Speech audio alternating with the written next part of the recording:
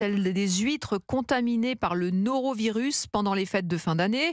Une interdiction temporaire de commercialisation avait été prononcée en Gironde, dans le Calvados, la Manche, mais aussi en Loire-Atlantique et en Vendée. Aujourd'hui, le comité régional de la conchiculture des Pays de la Loire, le CRC, a déposé 3 plaintes contre X. Les 200 entreprises qui produisent ces huîtres sont impactées. Écoutez le président du CRC, Jean-Yves Le Goff.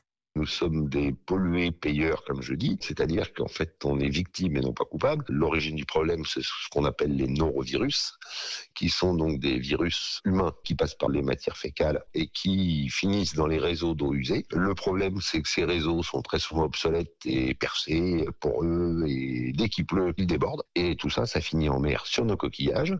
Et donc, de temps en temps, il y a un retour chez les consommateurs à notre détriment, parce que on n'a aucun moyen de savoir si nos animaux sont contaminés ou pas. Il y a des impacts qui, pour certaines entreprises, c'est à peu près 50% du chiffre d'affaires annuel. Il faut maintenant que la justice fasse son travail. On en a marre d'être empêchés et d'avoir peur tous les ans qu'il nous arrive quelque chose, alors qu'on n'est absolument pas responsable de ce qui arrive, et de la qualité des eaux venant de la terre, on la domine absolument pas, quoi.